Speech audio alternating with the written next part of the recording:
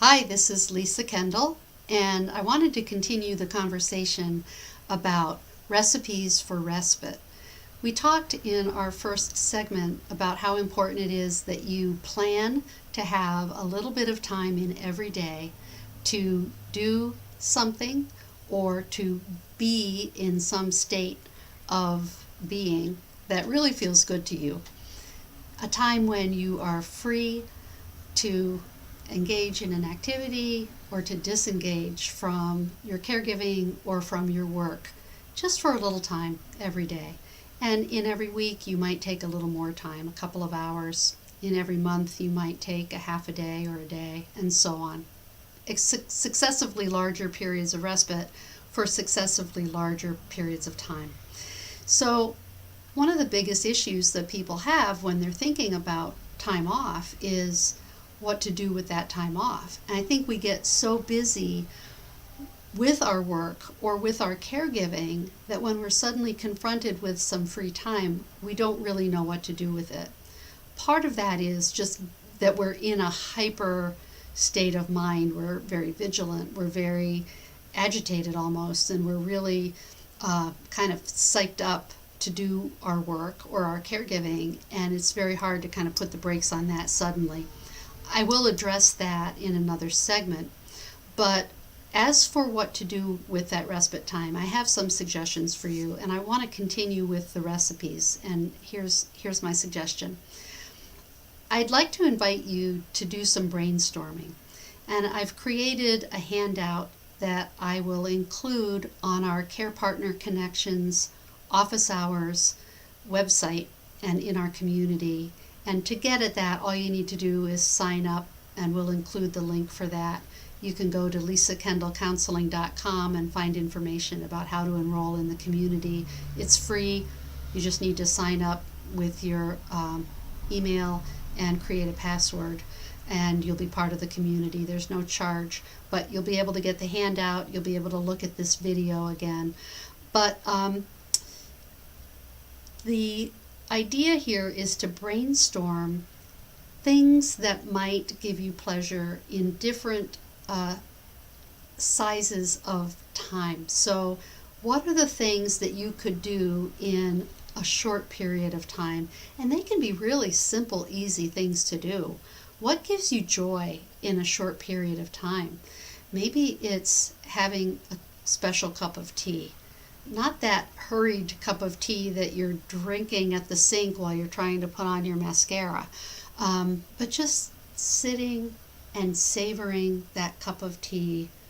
Put a little honey in it, make it a special kind of tea that you really enjoy, and feel the warmth of the mug, smell the aroma of the tea, maybe enjoy it on your screen porch or on your front steps or in a place where you can just take a breath and really make a ritual of it. One of the things I especially appreciate is the Japanese tea ritual, where people have made a true art form of preparing the tea and pouring the tea and drinking the tea. So tea isn't a small thing when you make a ritual of it. It doesn't have to be that fancy, but enjoy the tea if you're drinking the tea.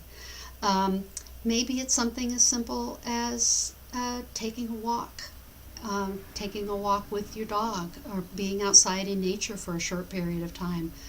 But it's something that you do in a mindful way and in a way that is full of appreciation for the walk itself, for what you're seeing, what you're hearing, what you're smelling.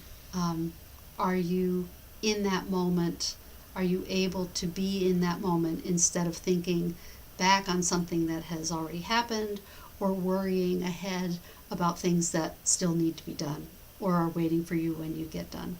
So there are lots of things that you might enjoy in a short period of time, or things that you might enjoy doing if you have a little bit longer period of time.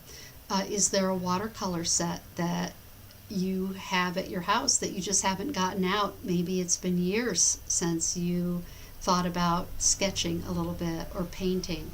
I really love adult coloring books. I discovered them years ago when I was planning for surgery, and a therapist that I knew recommended adult coloring books. They had actually been discovered and created by someone who was recovering from breast surgery, and she used them as a way to recuperate from her breast cancer care. So I enjoy them. It's one of the few things that can make me really quiet down in my mind no matter what else is going on around me. So get yourself some inexpensive colored pencils and some beautiful adult coloring books, and do that for a few minutes. What about knitting or crocheting? That might be your ticket to that quiet mind and a nice break. What about visiting a local shop where there are beautiful, colorful things to look at, dishes and towels and fabrics are things that I like to look at. What about going to a museum? You can do things that are nearby if you have a longer period of time. What are the day trips that you might be able to go to? I live in the Finger Lakes region of upstate New York. We have beautiful wineries. You can take a ride in the countryside, and you can go to museums and wineries and antique stores. What do you like? These are some of the things I enjoy. But what do you like? Make a list. Do some brainstorming. Cut your list into strips. Take the strips and pop them into a mason jar, or put your ideas on 3x5 cards and put them in a recipe box. This is where the idea of a recipe for respite comes from. You can divide these by quickie ideas that you can do in under an hour, or ideas that take a little more time.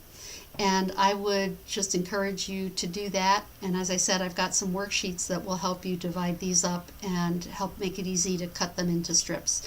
And you can access those by enrolling in our Care Partner Connections office hours community. Go to lisakendallcounseling.com, and right on the front page there, scroll down a bit and you'll see how to enroll if you haven't done that yet. And love to see you there, and love to hear your comments about this idea of generating some ideas, and then when you have a little bit of time, you reach into the mason jar or you open your recipe book, pull something out, surprise yourself, and tell me what you think about these ideas, and what are your ideas for respite? What do you like to do? What gives you a break in the middle of your busy day? And how do you enjoy some downtime? What renews you? What refreshes you? And how do you do that?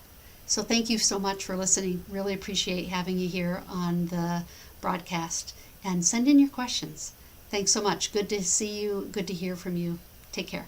Bye-bye.